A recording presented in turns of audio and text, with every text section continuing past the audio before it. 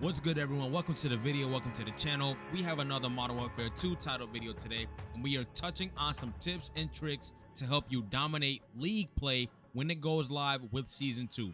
If you are new, go ahead and subscribe. I greatly appreciate it, and it will be dope to have you. You can expect at least 2 videos a week every Tuesday and Friday, so subscribe for more Call of Duty content and overall gaming content. And if you're returning, welcome back, and go ahead and like the video on your way in. Also, check out my guys over at Waves Customs. Use Waves Custom Ears for the gym, playing and recording music, and of course, gaming. Get Waves Custom Ears fitted for your ears only just by scanning your ears with your iPhone. They offer a damn good product for a reasonable price and a one-of-a-kind experience. I'll have a link down in the description. Now let's get into the video. So the first tip you're going to want to take advantage of before playing ranked play is warm up. This one is probably one of the most important tips on the list. That's why I put this one first. Going into matches cold is a terrible idea. Don't assume you're always ready. Start up a private match or a bot lobby. You can turn on a lot of bots with extra health so you can warm up your aim. Warm up and familiarize yourself with the map and rotations and hardpoint. If you don't know them by heart already, go over strategies with your team. See where you could take cover, routes, and so on. I cannot stress this one enough. Warm up. I recommend taking about 15 to 30 minutes to get warm. So now that you know to warm up, you're going to want to squad up. So ranked play is not a game mode you want to run with randoms in. This is going to be some of the stiffest competition in the Call of Duty community that isn't game battles. And best believe a lot of these players in ranked play are probably trying to get in reps for game battles. That being said, you need to run with a full squad of 4. Even if you have a squad of 3 and you figure you can maybe get by with one random, I still do not recommend going that route. Try and get a full squad of 4 players that you have the best chemistry with. This will allow you to communicate with each other thoroughly, and everyone is aware of each other's strengths and weaknesses. So squad up. Next, class setups. So the meta primary weapons in ranked play for submachine gun players will be the Vaznev 9K, and for the assault rifle players, it will be the TAC 56.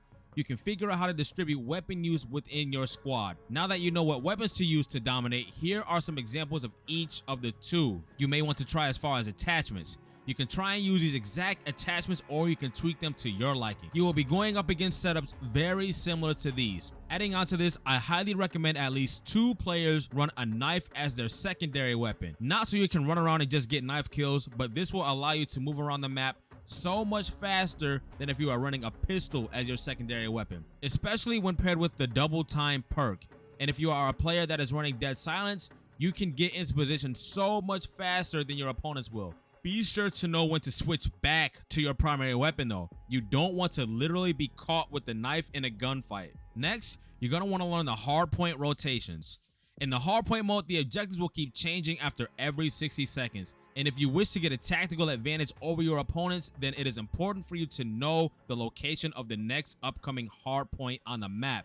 When one hardpoint is getting close to being wrapped up, send a couple of guys to the new hardpoint so you aren't scrambling to get to the new hardpoint when it already goes live. Some people may refer to this as the route man. I'm not saying to designate 2 players to do this in every single situation, but it is very situational as to who you might want to send to the new hardpoint early. Next, be smart about trophy system use. So the majority of the Call of Duty community is obsessed with the footstep dampening.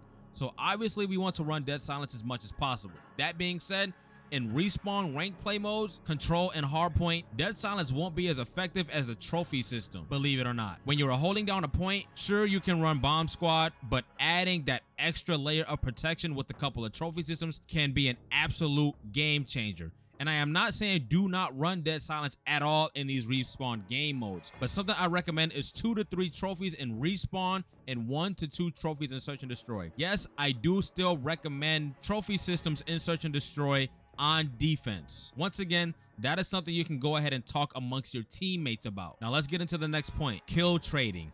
You might have heard of this term before, but let me explain it anyway. The most basic example would be that when you and your teammates go in, an enemy player kills your teammate, but you kill the enemy. That is a 1-of-1 most basic trade.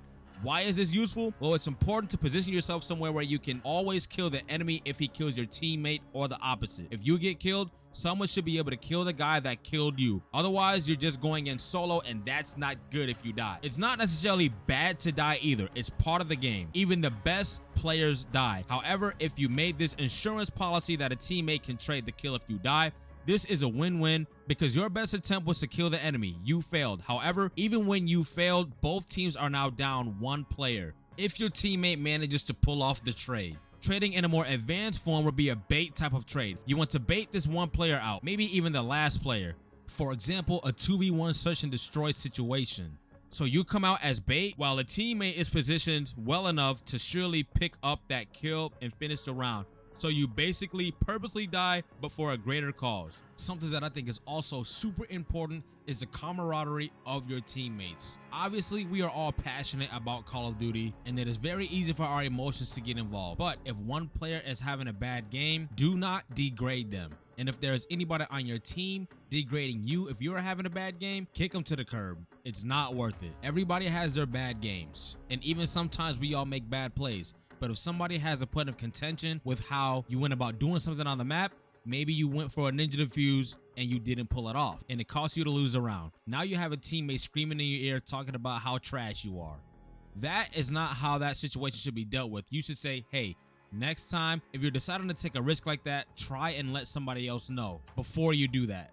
And that is just an example. Once again, I understand our emotions get involved, and a lot of times we have a hard time articulating our thoughts when we're frustrated, but try and make it a habit to articulate your frustrations respectfully with your team. It will help your team chemistry significantly. I promise. If you know of any more tips and tricks that will help you succeed in ranked play, drop them down in the comment section. I'm gonna go ahead and wrap things up there.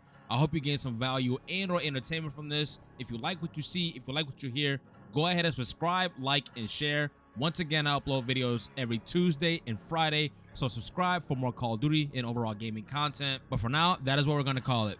All y'all take care, and I'm out.